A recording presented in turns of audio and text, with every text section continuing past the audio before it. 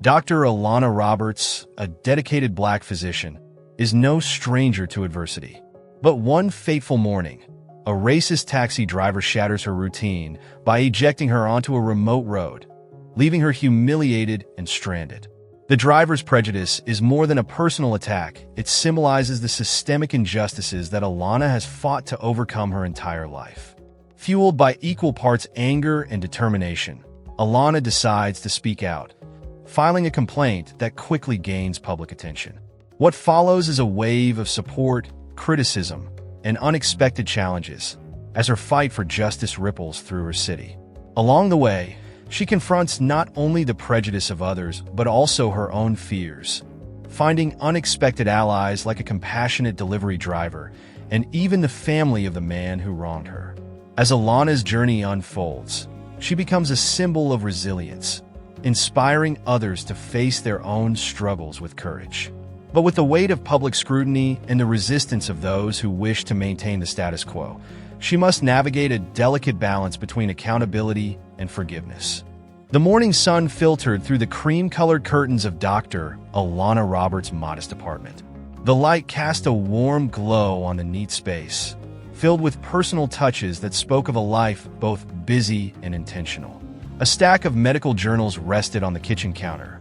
Beside a vase of fresh daisies, a weekly gift she gave herself to brighten the chaos of her demanding life. Alana's apartment, though small, was her sanctuary. Every detail, from the carefully chosen artwork on the walls to the perfectly organized bookshelf, reflected her journey.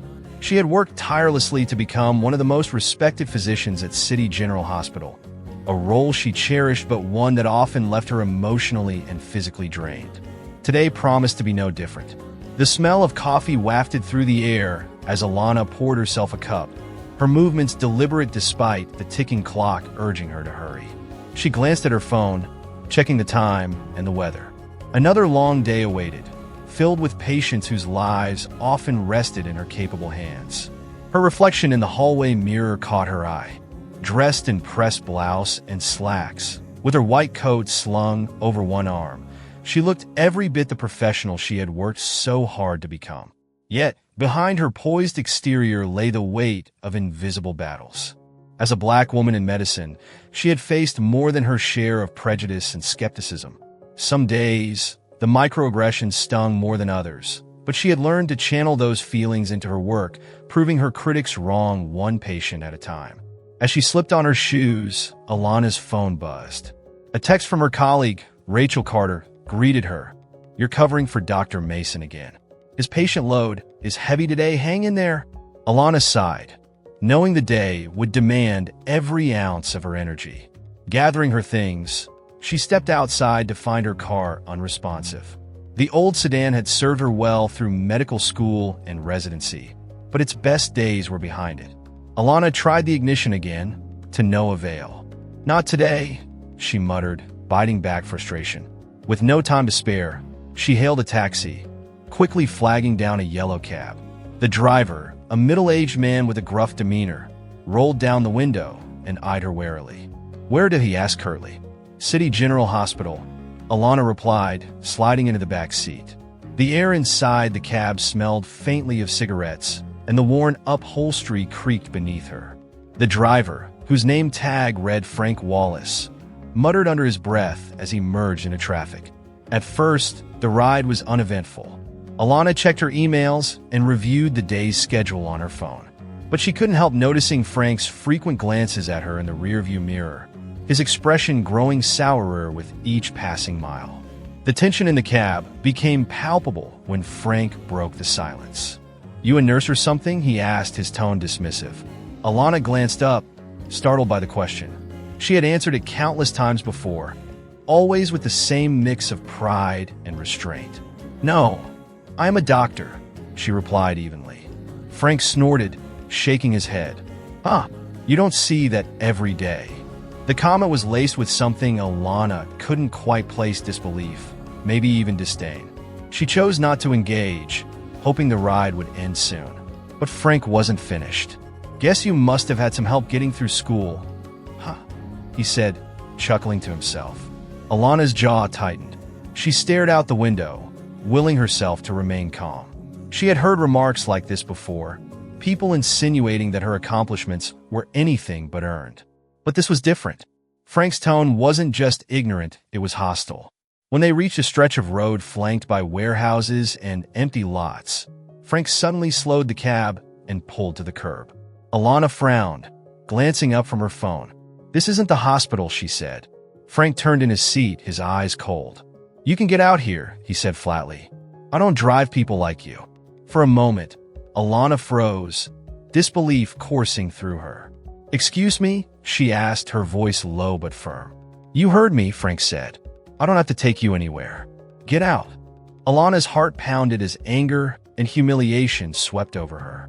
"You can't just leave me here," she said, struggling to keep her voice steady. "This is your job." Frank shrugged. "My cab, my rules." The weight of the situation sank in as Alana glanced out at the desolate surroundings. There were no other cars in sight, no people, just a faint hum of distant traffic. She could argue with Frank, but the hardness in his eyes told her it would be futile and possibly dangerous. Swallowing her pride, Alana opened the door and stepped out.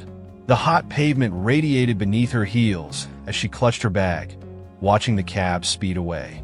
For a moment, she stood there, stunned by what had just happened. The anger came first, a sharp, burning sensation in her chest. Then came the shame, creeping and uninvited.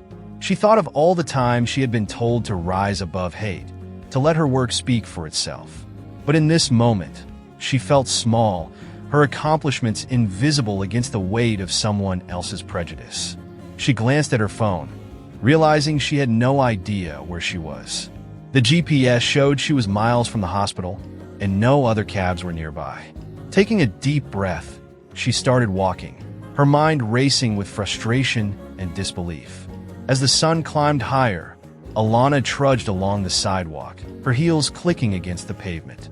The hospital seemed impossibly far away, but turning back wasn't an option. Sweat trickled down her back as the heat bore down on her, adding to her discomfort. She thought about the patients waiting for her at the hospital, people who needed her focus and care.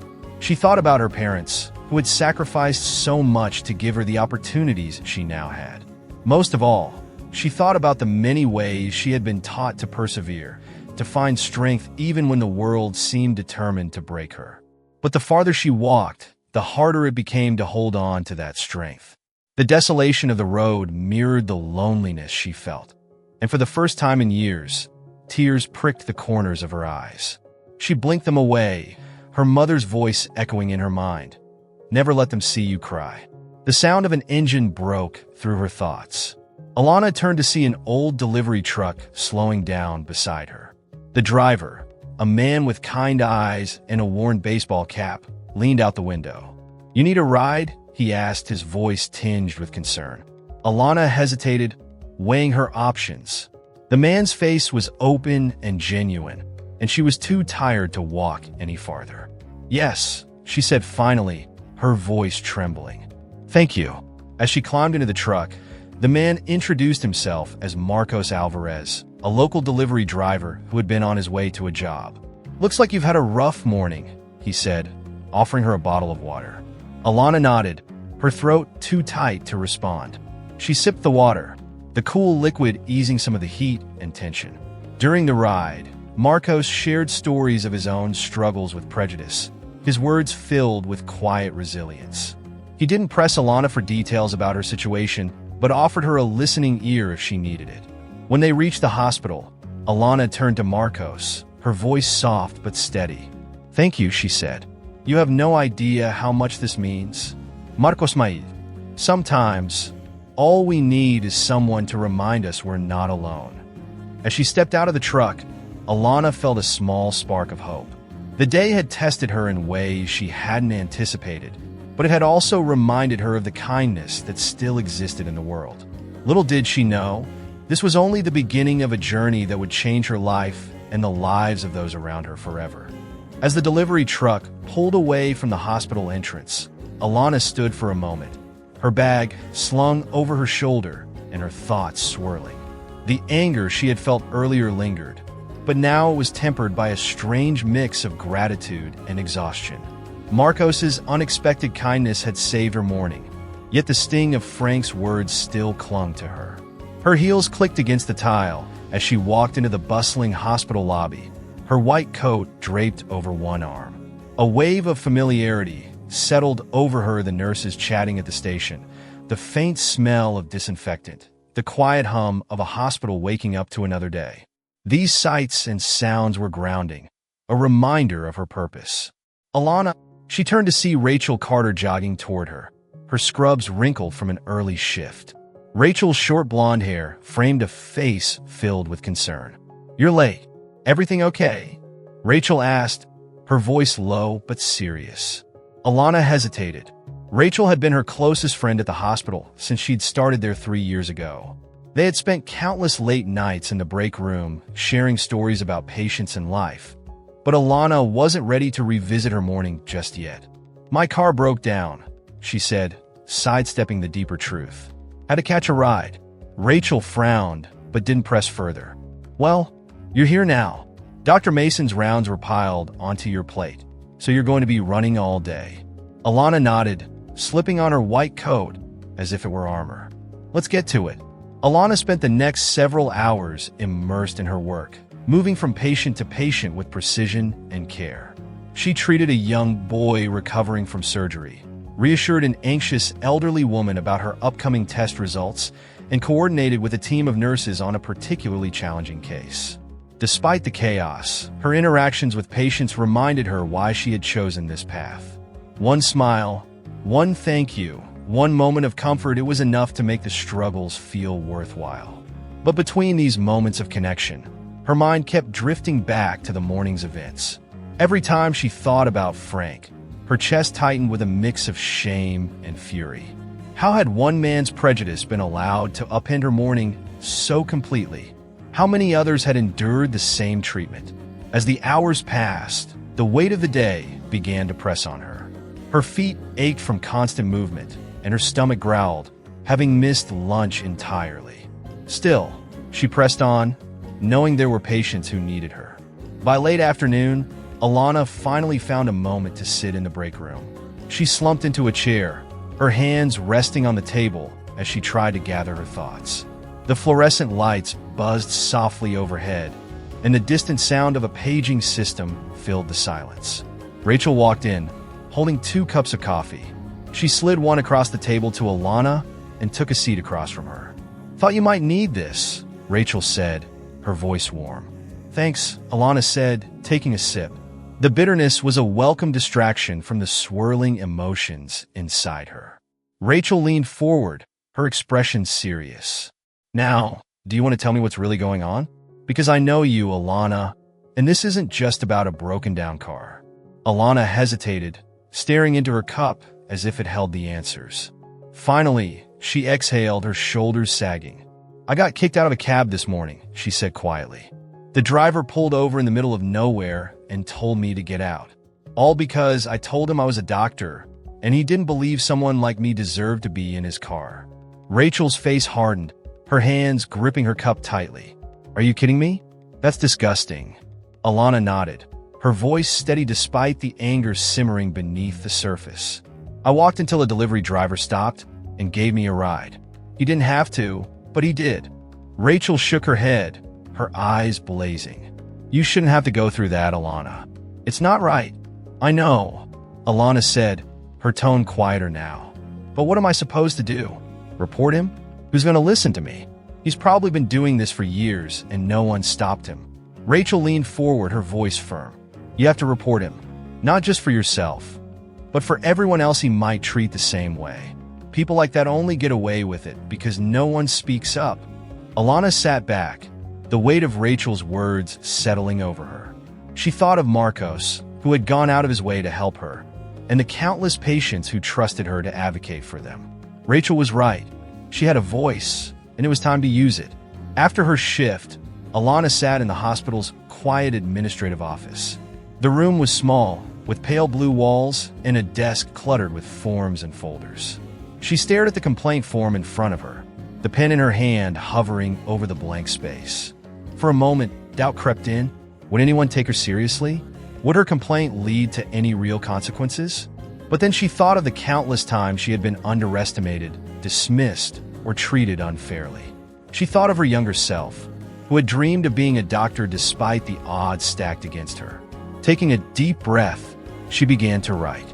The process was cathartic in a way she hadn't expected. Each word felt like a small reclamation of the power Frank had tried to take from her. When she finished, she handed the form to the receptionist, her voice steady as she said, "Please make sure this gets to the right department." As she walked out of the office, she felt a small but significant weight lift from her shoulders. It wasn't much, but it was a start. That night, Alana sat on her couch, her apartment quiet except for the soft hum of the air conditioner. She scrolled through her phone, her thoughts returning to Marcos. She wondered if she would ever see him again, if he knew just how much his kindness had meant to her. Her phone buzzed with a message from Rachel. "Proud of you for speaking up. You did the right thing." Alana smiled faintly, setting her phone aside. She still felt the ache of the day, the exhaustion, the hurt, but beneath it was a flicker of hope. For years, she had focused solely on her work, believing that her role as a doctor was the only way to make a difference. But now, she realized that change could start in the smallest moments. A form filled out, a voice raised, an act of kindness extended. She didn't know what the outcome of her complaint would be, but she knew one thing for certain: she wasn't done fighting. Not for herself, and not for the people who couldn't fight for themselves. As she turned off the lights and climbed into bed, Alana allowed herself to believe, just for a moment, that tomorrow might bring something better. The next morning, Alana woke to the faint glow of dawn creeping through her curtains. For a moment, she lay still, savoring the quiet before the demands of the day began pulling at her. But as her mind stirred to life, the memory of yesterday's events returned, heavy and unavoidable. She sat up, brushing her hand through her thick curls as she tried to shake the lingering weight of the encounter with Frank. The frustration was still there, simmering beneath the surface, but so was the spark of resolve. She had done what she could. She had filed the complaint. Now, all that remained was to wait. As Alana arrived at the hospital, she noticed something different. The usual hum of activity in the lobby seemed sharper, conversations slightly more hushed. Several colleagues gave her lingering glances as she passed, their expressions unreadable. Rachel intercepted her at the nurse's station, holding a clipboard in one hand and a cup of coffee in the other. "You're famous," Rachel said, tilting her head toward the break room. Alana frowned, confused. "What are you talking about? Come on." Rachel led her down the hallway, her tone somewhere between amused and serious. Inside the break room, a small group of nurses and orderlies stood huddled around a table. One of them, a younger nurse named Jared, looked up as they entered. He immediately shifted, his gaze uncomfortable. "Morning, Dr. Roberts," he said before quickly excusing himself. Rachel grabbed a tablet from the table and handed it to Alana. A local news website was open, displaying an article with the headline, "City Doctor Speaks Out. Complaint filed against discriminatory taxi driver." Alana's stomach flipped. "How did they get this?" she asked, her voice low. Rachel raised an eyebrow. "Your delivery driver friend? Maybe? Marcos, right? He must have shared the story. It's already trending in the community groups." Alana skimmed the article, her heart pounding. Marcos had indeed spoken to the press, describing how he had found her walking on the side of the road after being abandoned. The article praised Alana's courage for filing a formal complaint, calling it a wake-up call for the city's transportation system. She set the tablet down, her hands trembling slightly. She wasn't used to being in the spotlight, and the sudden attention felt overwhelming. "I didn't ask for this," Alana muttered. Rachel placed a reassuring hand on her shoulder. "I know, but maybe it's not a bad thing. People are paying attention now, and they're listening. That's more than most of us get." As the day went on, Alana couldn't escape the ripple effects of the article. Patients, nurses, and even other doctors approached her, some offering words of support, others asking cautious questions. One older patient, Mrs. Hampton, a retired teacher, reached for Alana's hand after an exam. "I saw your story, dear," she said softly. "It's about time someone stood up to people like that." You've always been brave. You remind me of my daughter." The kindness in Mrs. Hampton's eyes brought a lump to Alana's throat. "Thank you," she said, her voice barely above a whisper. But not all the reactions were supportive. During a routine check-in with a senior physician, Dr. Bernard, Alana noticed his clipped tone and averted gaze. "You've stirred the pot," he said abruptly as he signed off on a chart. "Not everyone appreciates that." Alana bristled at the comment, but kept her response measured. "Speaking out about injustice isn't stirring the pot, Dr. Bernard. It's doing what's right." He didn't respond, merely nodding and moving on, but the interaction left a bitter taste in her mouth. That evening, Alana found herself scrolling through social media, curious about the community's reaction to the article. The comments were a mix of praise and criticism. Some called her brave, commending her for shedding light on an issue many had experienced but few had spoken about. Others, however, accused her of overreacting, claiming that she was making a big deal out of a misunderstanding. One comment in particular caught her eye. Not surprised. These so-called professionals always want to play the victim card. Her hands tightened around her phone as her breath caught. She had seen comments like this before, but somehow, they still hit harder than she expected. Just as Alana was about to set her phone down, a knock came at her door. She wasn't expecting anyone, and the lateness of the hour made her pause. Peeking through the peephole, she saw Marcos standing in the hallway, holding a bag of takeout. "Marcos," she said, opening the door, surprised but relieved to see a friendly face. "Hey," he said with a sheepish smile. "I figured you probably haven't eaten, and I wanted to check in. Hope it's okay." Alana stepped aside, motioning for him to come in. "You didn't have to do that," she said, her voice soft. "I wanted to," Marcos said, setting the bag on her kitchen counter. "After everything you've been through, it's the least I can do." As they unpacked the food, Alana couldn't help but feel a sense of gratitude. Marcos had already gone out of his way to help her once, and now here he was again, offering comfort without asking for anything in return. They sat at her small dining table, the smell of warm food filling the space. "I saw the article," Marcos said, breaking the silence. "I didn't mean for it to blow up like this. I just wanted people to know what happened." Alana nodded, her expression thoughtful. "It's not your fault. If anything, it started a conversation we've needed for a long time." Marcos hesitated before speaking again. "Do you regret filing the complaint?" Alana took a moment to consider the question. "No," she said finally. "It's scary and it's uncomfortable, but I don't regret it.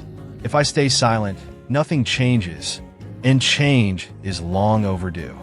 By the time Marcos left, Alana felt a renewed sense of purpose. His visit had reminded her that, even in the face of opposition, there were people who believed in what she was doing, people who were willing to stand with her. As she tidied up the kitchen, her phone buzzed with a notification. It was an email from the city's transportation authority, acknowledging her complaint and requesting a formal meeting to discuss the incident. Alana's heart raced as she read the message. The wheels of accountability were turning, slowly but surely. She didn't know what the outcome would be, but she was ready to face it head-on. Before heading to bed, she sat at her desk and began drafting notes for the meeting. She thought of all the patients she had fought for, all the people who had looked to her for strength when they felt powerless. This fight was no different. As she turned off her desk lamp and climbed into bed, the weight of the day settled over her, but this time it felt lighter. She wasn't alone, and she wasn't done fighting. Tomorrow, she would take another step forward. The next morning, Alana sat at her small dining table, staring at the email from the Transportation Authority. It had taken her years of medical training to prepare for the life and death decisions she made daily, but this meeting felt different. She was stepping into unfamiliar territory, her vulnerability laid bare for others to scrutinize. She sipped her coffee, the warmth grounding her as she mentally rehearsed what she wanted to say. Notes from the previous night lay spread across the table, each word carefully chosen. She wasn't just representing herself, this was for everyone who had ever been silenced by prejudice. Alana checked the time. She had a few hours before the meeting, enough to do her hospital rounds and clear her head. She grabbed her white coat, glancing at herself in the hallway mirror. Her reflection stared back, composed but carrying the weight of the day ahead. At the hospital, The usual rhythm of patient care felt both comforting and surreal. Alana moved through her rounds with practiced efficiency, but the nervous energy simmering in her chest was hard to ignore. As she finished updating a patient's chart, Rachel appeared beside her, holding 2 cups of coffee. "You're going to need this," Rachel said with a smile, handing one over. "You've been keeping me caffeinated a lot lately," Alana replied, a hint of gratitude in her voice. "Because you're doing a lot lately," Rachel said, leaning against the counter. "How are you feeling about the meeting?" Alana hesitated. "Nervous, I guess. I keep wondering if it will actually change anything or if I'll just be talking to a wall." Rachel's expression softened. "Change doesn't happen overnight, Alana. But you're putting a crack in the wall, and that's how it starts. Just remember why you're doing this." Alana nodded, her resolve strengthening. The Transportation Authority's office was a stark, utilitarian building in the heart of downtown. Alana arrived early, clutching her bag tightly as she stepped into the lobby. The receptionist greeted her politely, directing her to a small conference room. Inside, a long table filled most of the space. On one side sat a panel of 3 officials, each with a file in front of them. On the other, Alana took her seat, feeling the weight of their eyes on her. The head of the panel, a stern woman named Mrs. Lorne, began the meeting. "Dr. Roberts, thank you for coming today. We've reviewed your complaint, and we'd like to hear more about the incident in your own words." Alana took a deep breath, her hands steady as she opened her notebook. "Thank you for giving me the opportunity to speak," she began. She recounted the events of that morning with precision, careful to include every detail. Frank's dismissive attitude, the escalation of his hostility, and the moment he left her on the side of the road. Her voice was calm, but the memory stung with fresh intensity as she spoke. When she finished, the room was silent for a moment. Mrs. Lorne adjusted her glasses. "Dr. Roberts, we take allegations like this very seriously. Have you faced similar incidents with other drivers?" Alana shook her head. "Not to this extent, but I've experienced enough subtle prejudice in my life to know what it feels like. This was not an isolated bad mood, this was deliberate." One of the other panelists, a younger man named Mr. Harris, leaned forward. "The driver in question, Mr. Frank Wallace, has been with our service for over a decade. This is the first formal complaint against him, though we have received informal feedback in the past." Alana raised an eyebrow. "Informal feedback?" Harris nodded, looking slightly uncomfortable. "Other passengers have reported him being curt or unprofessional, but nothing of this magnitude. Do you think that's because they didn't believe their voices would be heard?" Alana asked, her voice steady but pointed. "Because if my complaint has sparked this much resistance in the community, imagine what someone with less visibility might face." The question hung in the air, and Harris nodded reluctantly. The meeting lasted over an hour. The panel asked follow-up questions, probing for clarity and consistency, but Alana stood firm. She didn't embellish or exaggerate. The truth was powerful enough. As the meeting concluded, Mrs. Lorne spoke again. "Dr. Roberts, we appreciate your courage in bringing this to our attention. The investigation is ongoing, and we will follow up with a resolution." Alana nodded, gathering her things. "Thank you. I hope this leads to meaningful change." As she left the building, the late afternoon sun cast long shadows across the pavement. Alana exhaled deeply, her nerves finally giving way to a sense of relief. She had spoken her truth, and whatever came next was out of her hands. Walking toward her car, Alana's phone buzzed with a call from an unknown number. She hesitated before answering. "Hello?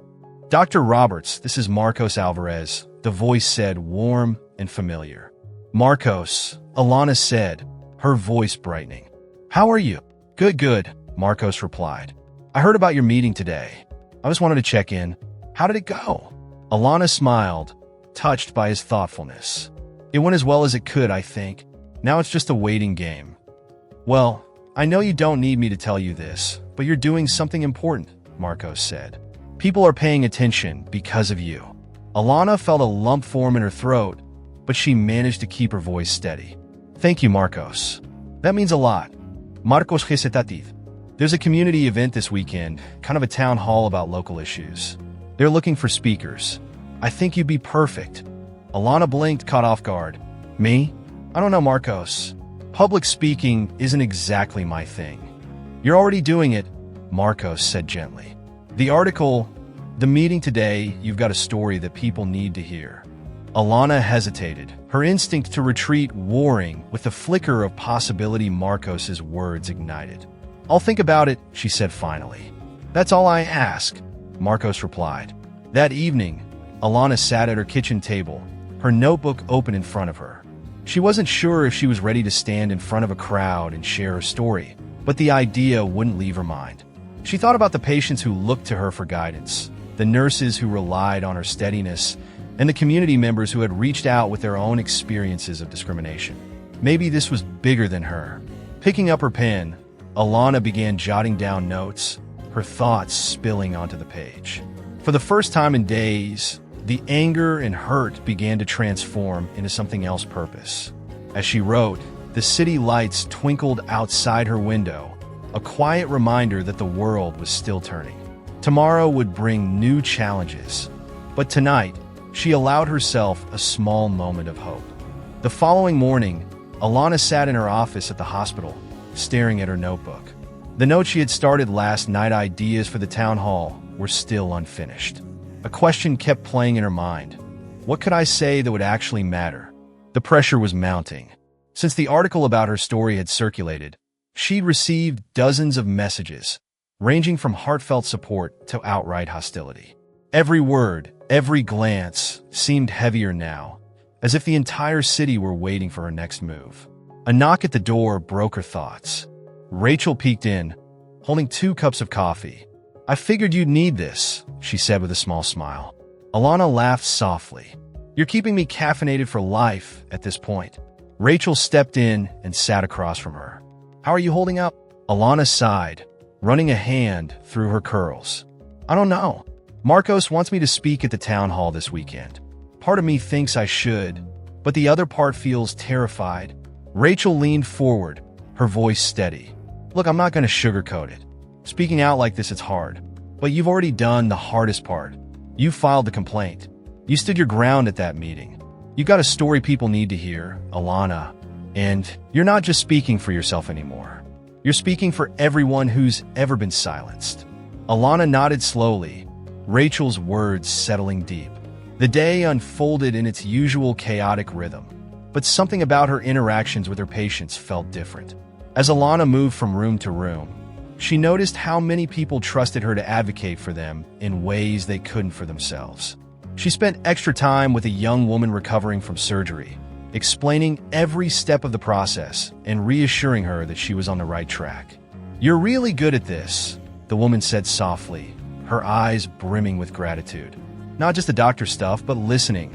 It makes all the difference. Later, Alana checked on Mr. Patel, an elderly man struggling with a chronic condition. He squeezed her hand as she adjusted his pillow.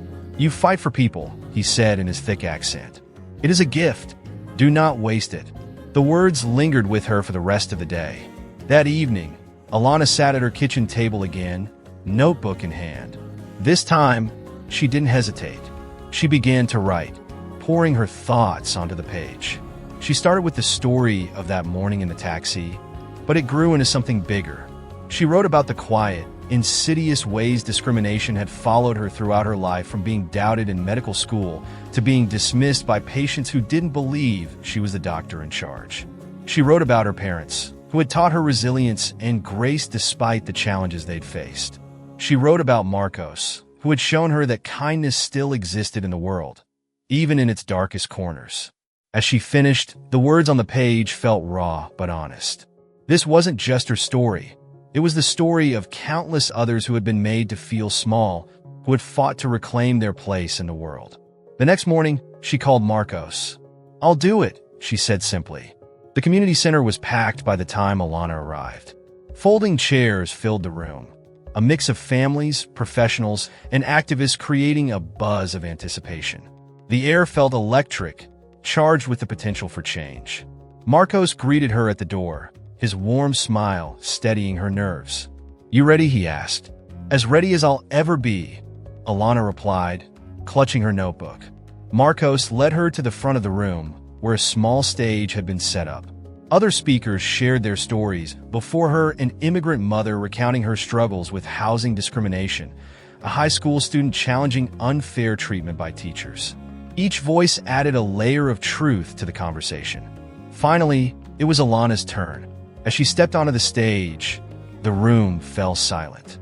She could feel the weight of every gaze, the expectation that her story would somehow make sense of it all. She unfolded her notebook, her hands steady despite the flutter in her chest. "I'm Dr. Alana Roberts," she began, her voice clear but soft. "I never thought I'd be standing here in front of you all, sharing something so personal. But recent events have made it impossible to stay silent." She took a deep breath, scanning the crowd. "A few days ago, I was forced out of a taxi because of the color of my skin. The driver didn't see a doctor in his back seat. He didn't see a person who'd worked hard to get where she is. He saw someone he believed didn't belong."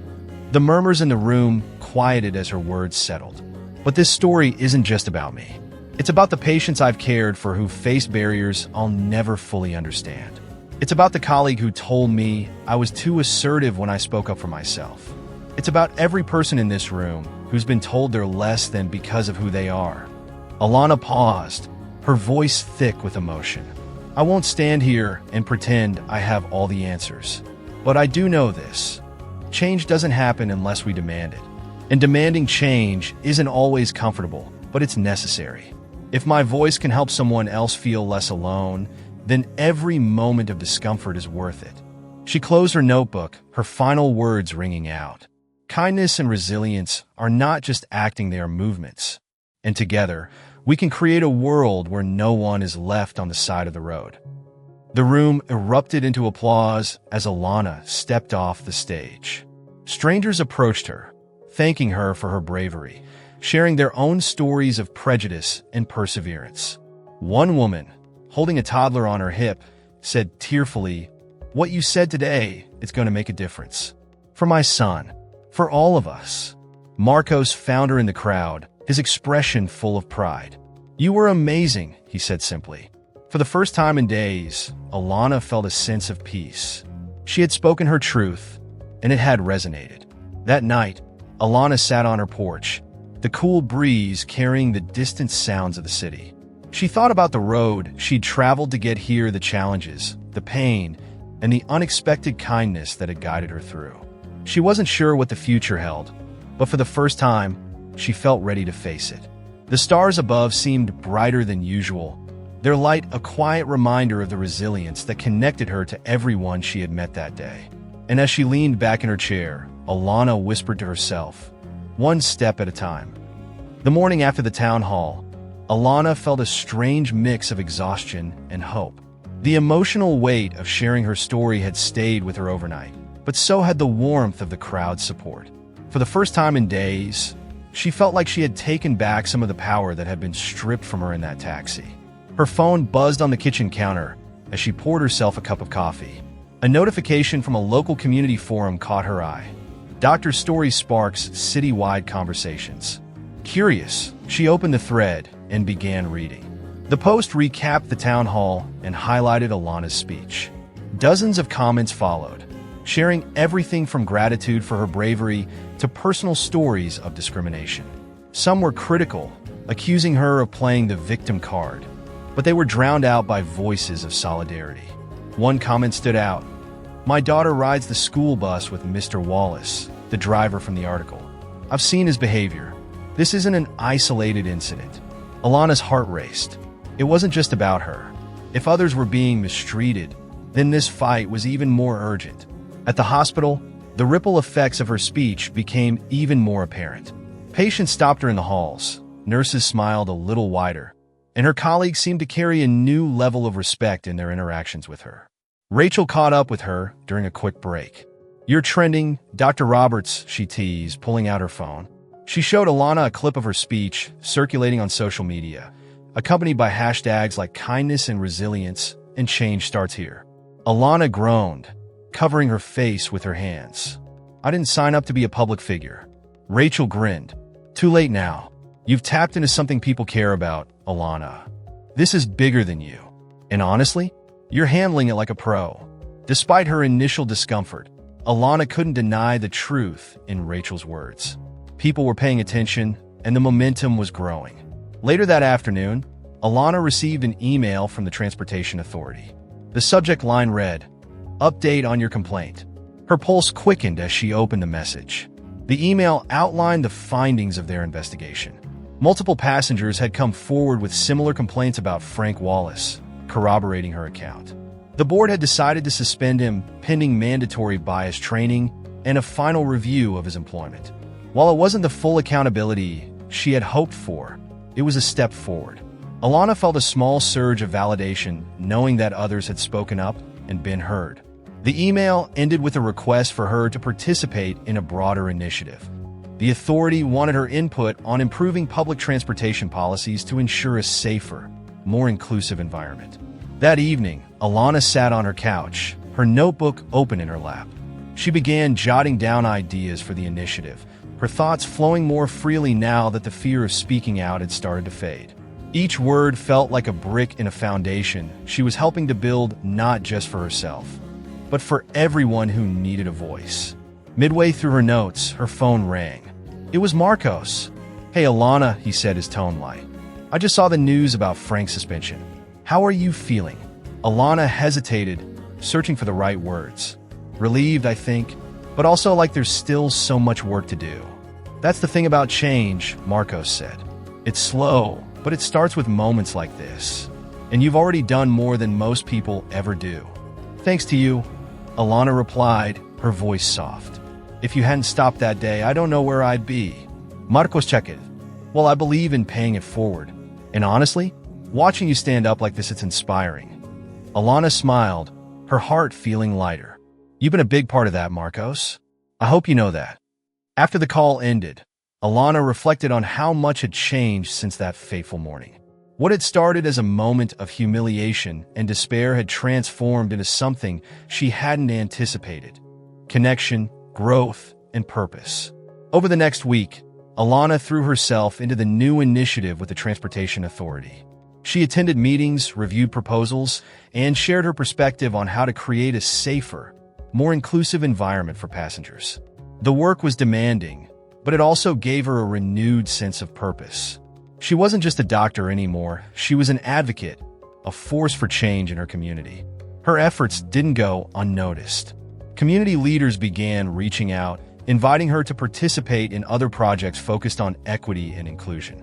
Alana was cautious about overcommitting, but she felt a growing sense of responsibility to use her platform for good. Not everyone was supportive. Alana received anonymous messages criticizing her for stirring the pot and making everything about race. One email even accused her of trying to ruin Frank Wallace's life. The negativity stung, but Alana reminded herself of her mother's words. "You're not here to please everyone. You're here to do what's right." She focused on the positive messages, the patients who thanked her for her courage, the parents who shared stories of their children finally feeling seen. Those voices drowned out the criticism, reminding her why she had started this journey in the first place. One day, while leaving a meeting at City Hall, Alana spotted a familiar face in the lobby. It was Mrs. Hampton, the retired teacher she had treated at the hospital. "Dr. Roberts," Mrs. Hampton called, waving her over. Alana smiled and approached. "Mrs. Hampton, it's good to see you. How are you feeling?" "Better, thanks to you," Mrs. Hampton said warmly. "I just wanted to say, you're making a real difference. People are talking, and it's because you had the courage to speak up." Alana felt a lump in her throat. "Thank you. That means more than you know." Before they parted, Mrs. Hampton added, "Don't stop now. You've got more people rooting for you than you realize."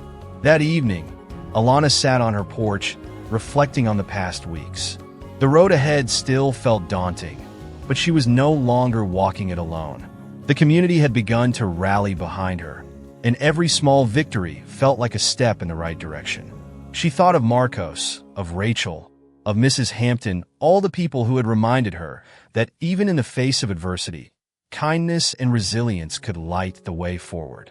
Alana glanced at the sky, where the first stars were beginning to appear. She took a deep breath, the cool night air filling her lungs. "Change is slow," she murmured to herself. "But it's worth it." As she sat there, the city around her hummed with life, a quiet reminder that progress was possible one step at a time. The next morning, Alana stood by her living room window, staring out at the world that had become both familiar and strange over the past few weeks. The rising sun painted the city in soft hues, but her mind was far from calm. Her work with the Transportation Authority had begun to gain traction. Proposals for anti-bias training, driver accountability measures, and passenger protection policies were being drafted. These changes were tangible, but with them came an undercurrent of resistance. Alana could feel it in the coldness of certain stares, the clipped tones in some conversations. Progress, it seemed, carried a heavy weight. At the hospital, Alana found solace in her patients. Their trust and gratitude reminded her why she had chosen this path. Yet, the duality of her life was becoming more pronounced. As soon as she left the sanctuary of her medical work, she was thrust into the public eye as a symbol of change. Rachel, ever the observant friend, caught her in the hallway between rounds. "You look like you're carrying the world on your shoulders," she said, handing Alana a fresh cup of coffee. Alana sighed, taking the cup with a grateful nod. "Sometimes it feels that way. I thought filing that complaint would be the hardest part, but it's everything that's come after. The meetings, the criticism, the responsibility. It's like there's no room to breathe." Rachel leaned against the wall, her tone softening. "You're doing something extraordinary, Alana. But it's okay to take a step back and take care of yourself. Even trailblazers need rest." Alana smiled faintly, appreciating the reminder, but knowing rest wasn't an option not yet. As the day progressed, Alana received a call from the Transportation Authority. Mrs. Lauren's voice was calm but urgent. "Dr. Roberts, we've received another report involving Frank Wallace," she said. "A parent filed a complaint about an incident with their child on one of his routes. It's adding to the case we've built against him, but it also means the situation is escalating." Alana gripped the phone tighter. "What happened?" "There was no physical harm," Mrs. Lauren said carefully. "But the child was humiliated in front of their peers. We're moving to expedite the review process, but we're still facing pushback." The frustration in Alana's voice was palpable. "Pushback? From whom?" "His union," Mrs. Lauren replied. "They're arguing that his actions are being exaggerated and that we're making him a scapegoat." Alana closed her eyes, anger and disappointment coursing through her. "Let me know how I can help," she said firmly. "We'd appreciate that," Mrs. Lauren said. "Your involvement gives this issue visibility, and that's something we can't afford to lose." Later that evening, as Alana sat at her kitchen table reviewing notes for another meeting, there was a knock at her door. When she opened it, she was surprised to find a middle-aged woman standing there. She looked nervous but determined, clutching a folder to her chest. "Dr. Roberts?" the woman asked hesitantly. "Yes," Alana said, her curiosity piqued. "Can I help you?" "I'm Gloria," the woman said, stepping forward. "Frank Wallace is my brother-in-law." Alana froze, her mind racing. This was the last person she expected to see at her door. "I know he's been awful," Gloria continued, her voice trembling. "I don't agree with what he's done, and I don't think he should keep his job. But I came here because I think you should know more about why he's like this." Alana gestured for Gloria to come in, her emotions a mix of caution and curiosity. Sitting at Alana's kitchen table, Gloria opened a folder and pulled out old photographs and letters. She explained that Frank had grown up in a household filled with prejudice, his father a bitter man who blamed others for his own failures. "Frank wasn't always like this," Gloria said, her voice heavy with emotion. "But somewhere along the way, he let the bitterness consume him. He lost his job years ago, and driving that cab was the only work he could find. It's not an excuse for how he treated you or anyone else. I just thought maybe understanding his story could help." Alana listened carefully, her feelings conflicted. Frank's past didn't excuse his actions, but it added a layer of complexity she hadn't anticipated. "Why are you telling me this?" Alana asked finally. "Because I see how much you're doing to make things better," Gloria said. "And I think Frank needs to face the consequences. But maybe he also needs someone to remind him that it's not too late to change." Alana didn't respond immediately. Gloria's words stayed with her long after she left. The next day, Alana attended another meeting with the Transportation Authority. She shared her thoughts on the new complaint and the broader implications of Frank's behavior. "We need to focus on prevention, not just punishment," she said. "Policies that ensure accountability are crucial, but we also need programs that address the root causes of this kind of behavior. Bias training, mental health resources, community engagement, it all matters." Mrs. Lorne nodded thoughtfully. "You're right, Dr. Roberts. Change has to happen on multiple levels. Let's start drafting a plan." Alana felt a sense of purpose reignite. This fight was about more than Frank Wallace. It was about creating a system that didn't allow people like him to harm others unchecked. That evening, as Alana reflected on her conversation with Gloria, she found herself considering a new angle. What if her fight for justice could include a path for redemption? She decided to reach out to Marcos for advice. Over a cup of coffee at their favorite cafe, she shared Gloria's story. "Do you think it's possible for someone like Frank to change?" Alana asked. Marcos took a moment to answer. "I think everyone has the capacity to change. The question is, do they want to? And do they have the right support to make it happen?" Alana nodded, her thoughts swirling. Change wasn't just about policies and consequences, it was about creating opportunities for growth, even for those who had done harm. The next morning, Alana drafted a letter to the Transportation Authority, proposing the addition of restorative justice programs alongside their accountability measures. She suggested a pilot program that would include bias training, personal accountability workshops, and opportunities for offenders to hear directly from those they had hurt. It was a bold idea, and she knew it wouldn't be easy to implement. But as she sent the letter, she felt a spark of hope. She wasn't just fighting for change anymore, she was fighting for healing, for a better future where people could confront their mistakes and choose a different path. 2 days after sending her letter to the Transportation Authority, Alana received an email from Mrs. Lorne. The subject line read, "Follow-up, Restorative Justice Proposal." Alana opened it, her pulse quickening as she scanned the text. "Dr. Roberts, thank you for your thoughtful suggestion. We've reviewed your proposal and agree that introducing restorative justice elements could benefit our approach to addressing bias and misconduct. While there will be challenges in implementation, we believe your insights could help shape this initiative. Would you be willing to join our task force to develop the pilot program?" Alana leaned back in her chair, a mix of relief and apprehension washing over her. She had anticipated resistance, yet here was an invitation to not only share her ideas but to help bring them to life. The following week, Alana attended her first task force meeting. The room was a blend of city officials, community leaders, and public transportation representatives. The air buzzed with the weight of their collective mission. Mrs. Lorne opened the meeting, addressing the group with a steady tone. "We're here to create a program that not only holds people accountable, but also offers them a path to growth. Dr. Roberts' story has been a catalyst for this effort, and I'd like her to share some of her thoughts." All eyes turned to Alana. She stood, her hands clasped in front of her. "Thank you, Mrs. Lorne," Alana began, her voice clear but tinged with emotion. "When I proposed restorative justice, it wasn't to excuse harmful behavior. It was to acknowledge that if we want meaningful change, we have to address the underlying causes. Bias training is important, but it's not enough. People need opportunities to understand the impact of their actions and the chance to rebuild trust, not just with those they've hurt, but with themselves." She paused, scanning the room. This isn't about erasing consequences. It's about creating space for accountability and healing. If we can give someone the tools to change, we have a better chance of preventing harm in the future. The room was silent for a moment before one of the community leaders, a man named Mr. Patel, nodded thoughtfully. "It's a bold idea, but it's worth trying. Let's start drafting a framework." Over the next few weeks, Alana worked closely with the task force to develop the pilot program. They proposed a multi-step process for individuals accused of bias-related misconduct. 1. Initial accountability. Immediate consequences, such as suspension or reassignment, to emphasize the seriousness of the offense.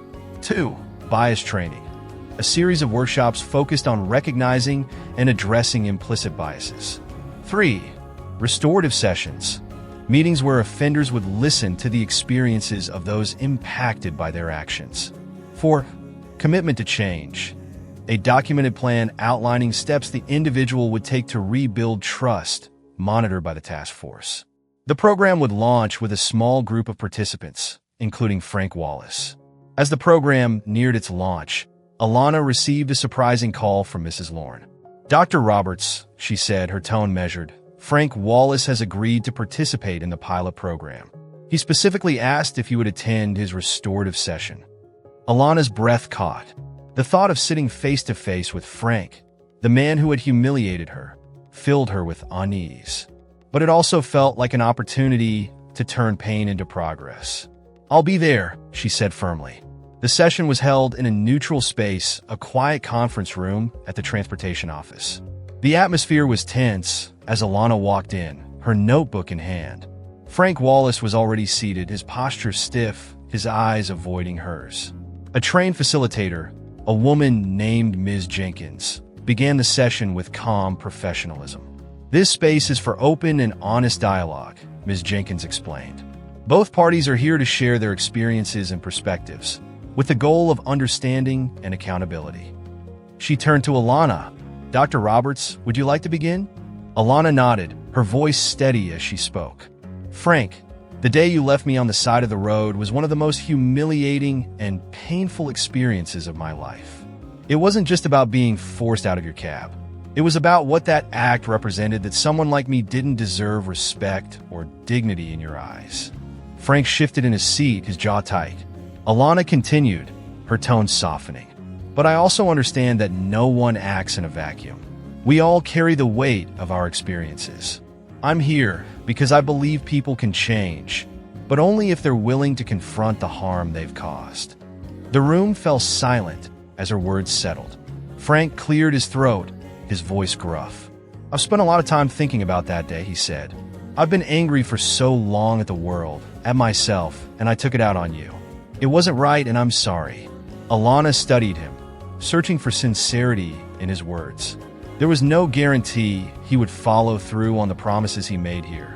But for the first time, she saw a glimmer of something she hadn't expected: remorse.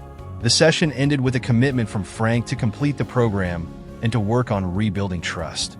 As Alana left the room, she felt a strange mix of emotions: relief, skepticism, and a faint hope that this might be the beginning of something better. Outside, Marcos was waiting for her. "How did it go?" he asked, his tone careful. "It was a start," Alana said. "I don't know if Frank will truly change, but at least he's taking the first step." Marcos nodded. "That's all we can hope for sometimes." The pilot program launched successfully, drawing attention from other city departments and community organizations. Alana became a key advocate for expanding the initiative, her voice now a trusted source of guidance. But the greatest change wasn't in the policies or the programs, it was in the people. Conversations that had once been taboo were now taking place openly. More voices were being heard, more stories shared. Alana reflected on how far she had come since that fateful morning in Frank's cab. The journey had been painful, but it had also been transformative. One evening, as Alana walked home, she passed a small park where children were playing. Their laughter filled the air, a reminder of the world she was helping to shape, not just for herself, but for the generations to come. She paused, watching the sun dip below the horizon, casting the city in golden light. The work wasn't finished, and it never would be. But for the first time, she felt at peace with that. As she continued walking, she whispered to herself, one step at a time. In the weeks following Frank's restorative session, Alana noticed a subtle but significant shift in the community's energy. Conversations about bias and accountability were becoming more common, not just in city meetings, but in everyday interactions. The pilot program was gaining traction, with several other participants agreeing to undergo the process. Yet, for all the progress being made, Alana couldn't shake the lingering doubt about Frank. He had apologized during their session, but was it genuine? Would he follow through with the commitments he made? Her thoughts were interrupted one afternoon when her phone buzzed with a call from Mrs. Lorne. "Dr. Roberts," Mrs. Lorne began, her voice warm. "I thought you'd like to know that Frank completed his first round of bias training and has been attending his follow-up sessions regularly." Alana was surprised. "Really? How's he doing?" "From what I've heard, He's taking it seriously, Mrs. Lorne replied. And he's asked if he can meet with you again once the program concludes. Alana hesitated. The idea of meeting with Frank again felt daunting, but it also carried the potential for closure. All right, she said finally. Let me know when he's ready. As the restorative justice program gained momentum, Alana found herself balancing her responsibilities at the hospital with her growing role as an advocate. The community was responding, with local organizations reaching out to collaborate on projects that extended beyond transportation reform. One such project was spearheaded by Maya Green, a grassroots activist who had attended the town hall.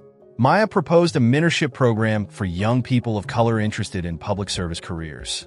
When I heard you speak, it reminded me of why I started this work, Maya told Alana during their first meeting. I think we could make a real difference together. Alana agreed, and the two began drafting plans for the program. They envisioned a space where young people could learn from professionals like Alana and Maya, gaining not only knowledge but also the confidence to challenge the barriers they might face. One evening, as Alana reviewed applications for the mentorship program, she found herself reflecting on her own journey. She thought about her parents, who had instilled in her the values of resilience and compassion. She thought about her struggles in medical school, where she had often been the only black woman in the room. But most of all, she thought about the people who had supported her along the way, mentors, friends, and strangers like Marcos, whose kindness had reminded her of the good that still existed in the world. It was a reminder that no one's journey was truly solitary. A few days later, Alana received an unexpected letter in the mail. The return address was unfamiliar, but when she opened it, she immediately recognized the handwriting. Dr. Roberts, I'm not sure how to say this, but I wanted to thank you. Participating in the program has made me see things I didn't want to face before. I've been bitter and angry for so long, blaming everyone else for my problems, and it's cost me more than I realized. I'm not the same person I was when I left you on the side of the road. I don't expect forgiveness, but I want you to know that I'm trying to be better not just for myself, but for the people I've hurt. Frank Wallace.